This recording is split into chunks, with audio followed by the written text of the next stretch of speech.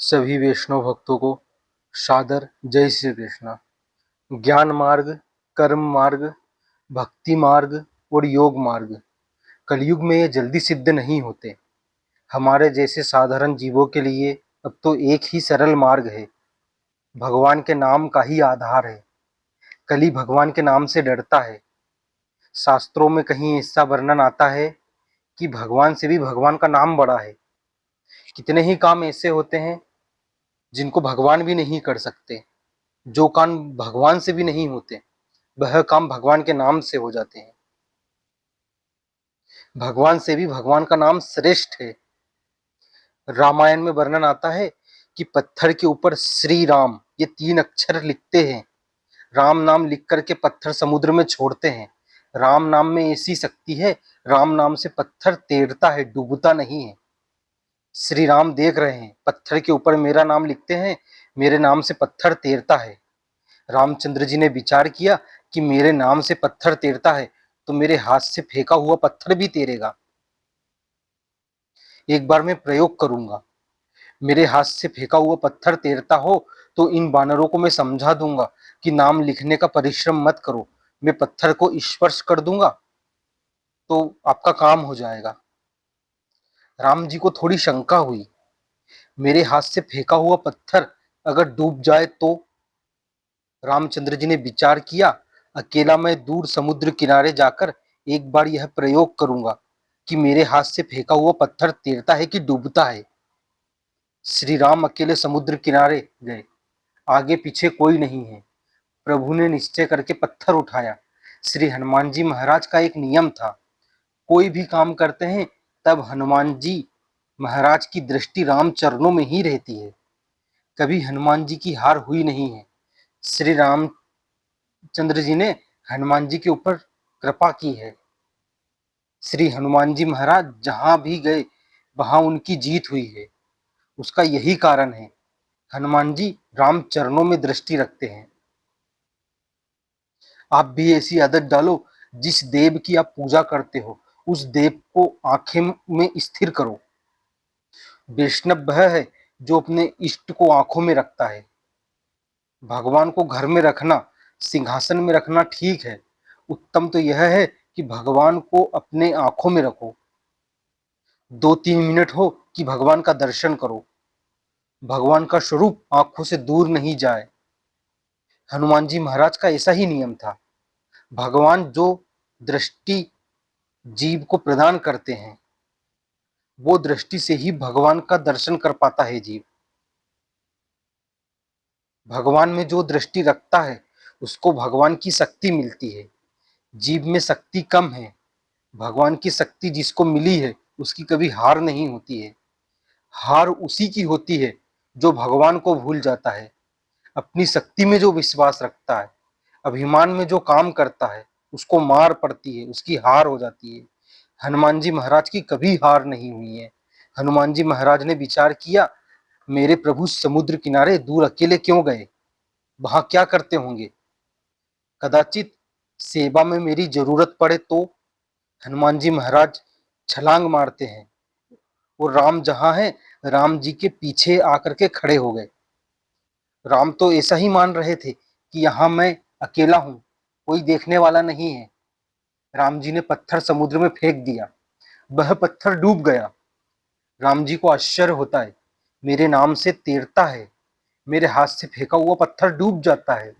चलो ठीक है, यहाँ कोई नहीं है, मैं अकेला ही हूं, अच्छा है। राम जी ने दूसरा पत्थर फेंका, दूसरा भी डूब गया। राम थोड़े नाराज हुए, मेरे हाथ से फेंका हुआ पत्थर नहीं तैरता है, अब एक बार अंतिम प्रयत्न करूं। तीसरा पत्थर उठाया, जोर से फेंका, वह भी डूब गया। राम नाराज हुए। राम जी ने पीछे देखा, हनुमान जी महाराज हाथ जोड़े खड़े थे। राम जी ने हनुमान जी से पूछा, हनुमान तुम कब आए? हनुमान जी ने कहा, आपने पहला पत्थर फेंका तभी से मैं यहीं खड़ा हूं, मैंने सब देख लिया है। कोई गिर जाता है तो उसको चोट लगने का दुख नहीं होता है, उसे गिरते हुए देखने वाले कितने हैं उसको यह दुख होता है कि मेरा अपमान हो गया, इतने लोगों ने मुझे देख लिया गिरते हुए। रामचंद्र जी ने विचार किया, यह हनुमान ने देख लिया है, वह जहां भी जाएगा सभी को कह देगा कि इनके हाथ से फेंका हुआ पत्थर तो डूब जाता है। प्रभु नाराज हो गए। हनुमान जी महाराज राम जी का दर्शन करते हुए विचार किया, मेरे मालिक नाराज हो तो मेरी सेवा किस काम की? सेवा तो प्रभु को प्रसन्न करने के लिए होती है। मैं राम जी का दास हूं, मैं उनको प्रसन्न करूंगा। हनुमान जी हाथ जोड़ करके रामचंद्र जी से कहते हैं, क्रोध मत कीजिए, यह जो हुआ है यह बराबर हुआ है। मैंने कथा में सुना है कि जो शरण में आता है उसको भगवान अपनाते हैं, और राम जिसको अपनाते हैं उसको अपना बना लेते हैं।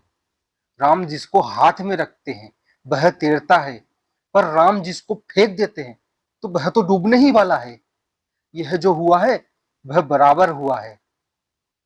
आप जिसका त्याग करेंगे वह तो डूबेगा ही, आप जिसको अपनाते हैं वह तैरता है। जब ऐसा अर्थ समझाया, राम प्रसन्न हो गए। हनुमान, तुम बड़े बुद्धिमान हो, मैं जानता नहीं था। मैं तो ऐसा ही मानता था कि तू बड़ा बलवान है, बलवान जैसा लगता है, पर बलवान के साथ साथ तू तो बुद्धिमान भी है। रामचंद्र जी प्रसन्न हो गए। हनुमान जी को रामचंद्र जी ने पदवी प्रदान कर दी है, जितेंद्रियम बुद्धिमताम वरिष्ठम। मेरा हनुमान सभी बुद्धिमान पुरुषों में श्रेष्ठ है। बुद्धिमान वरिष्ठम, हम सब लोग बुद्धिमताम कनिष्ठम हैं। मानव की बुद्धि बहुत हल्की होती है। प्राय मानव की बुद्धि का उपयोग पैसे के लिए करता है। पैसे तो वेश्या भी कमाती है। कितने ही लोग बुद्धि का उपयोग सुख भोगने के लिए करते हैं। मुझको ज्यादा सुख मिले, मैं सुखी हो जाऊं। वेश्या भी सुख भोगती है। तुलसी सोई चतुरता, राम चरण लवलीन। परधन परमन हरण को, वेश्या बड़ी प्रवीण। हनुमान जी महाराज कहते हैं, प्रभु सत्य तो यह है कि आपके नाम में जो शक्ति है वह शक्ति आपके हाथों में भी नहीं है। राम से भी राम का नाम बड़ा है। बहुत से जीव ऐसे हैं, राम दर्शन कृष्ण दर्शन करके भी उनकी बुद्धि सुधरती नहीं है। श्री राम श्री कृष्ण प्रत्यक्ष विराजते थे, तब जो जीव शरण में आए, जो जीव लायक थे, उन्हीं का भगवान ने उद्धार किया। इस समय प्रत्यक्ष श्री राम श्री कृष्ण नहीं विराजते हैं। ऐसे समय में भगवान का नाम अनेक जीवों का कल्याण करता है। प्रेम से भगवान के नाम का जप करो, 21,600 जप करो, 6 महीने तक करो, फिर देखो क्या होता है। 1 घंटे में 900 श्वास होते हैं, 24 घंटे में 21,600 होते हैं। प्रत्येक श्वास में भगवान का नाम जप होना चाहिए। निद्रा में बहुत से श्वास व्यर्थ जाते हैं। व्यवहार के काम में बहुत से श्वास व्यर्थ चले जाते हैं। आसन में बैठ करके शांति से 21,600 जप करो। श्री राम श्री कृष्ण छोटा सा मंत्र हो तो 1 घंटे में 4-4,500 जप आराम से हो सकते हैं। अब करके देख लो। कल का मुहूर्त बहुत अच्छा है, कल से भी आरंभ करो। 6 महीने तक करके देखो। 6 महीने बाद जो नियम से 21,600 जप करेगा, उसको खुद पे खुद पता चल जाएगा, उसकी अंतरात्मा बोलने लग जाएगी। एक बहुत अच्छा तेज प्रदान होगा, शरीर में बल बढ़ेगा, पौरुष बढ़ेगा, धन समृद्धि बढ़ेगी। वो खुद अपने आप में अनुभव करेगा, मेरा मन बहुत पाप करता था, मेरे मन में बहुत खराब विचार आते थे, अब पाप कम होता है। जब से ही जीवन सुधरता है, जब करने से ही बिगड़ा हुआ मन शुद्ध होता है। आप बहुत दान दो, उससे बिगड़ा हुआ मन शुद्ध नहीं होगा। दान देने से पुण्य बढ़ता है, यज्ञ करने से, यात्रा करने से पुण्य बढ़ेगा। पुण्य बढ़ता है तब पुण्य का अभिमान भी बढ़ता है। लोग यज्ञ करते हैं, दान देते हैं, यात्रा करते हैं, अच्छा है। सबसे उत्तम तो यही है कि घर में शांति से बैठ करके भगवान नाम का जप करो, नियम से जप करो, रोज करो, सुबह शाम करो, आपको अनुभव होगा। जय श्री राम, जय श्री कृष्ण।